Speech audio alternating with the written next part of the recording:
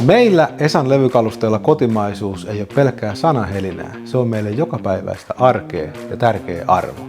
Meidän tekemät keittiöt ja kiintokalusteet valmistetaan Suomessa, Kankaanpäässä, Niinisalon kylässä, omalla tehtaalla. No se tarkoittaa sitä, että me pystytään huomioimaan suomalaisten ihmisten tarpeet ja toiveet ja toteuttaa ne täällä meidän omalla tehtaalla suomalaisin kätösin. Tuotekehityksessä me panostetaan nimenomaan kestävyyteen, kotimaisuuteen ja tuotteiden pitkään käyttöikään. Kun keittiö kestää aikaa ja käyttöä, se on myös tosi iso vastuullinen teko. Meidän tuotannossa yhdistyy moderni teknologia ja ammattimainen puusepän taito.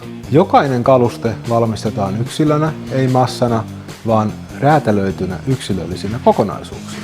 Me ollaan yli 40 vuotta vanha perheyritys, jossa osaaminen ja kokemus siirtyy sukupolvelta toiselle. Se näkyy meidän tavassa toimia, teemme asioita huolellisesti ja pitkäjänteisesti. 26 vuonna meille myönnettiin avainlippumerkki ja se on osoitus siitä, että me toimitaan kotimaisesti ja vastuullisesti ja se on merkki myös siitä, kuinka iso kotimaisuusaste meidän tuotteilla on.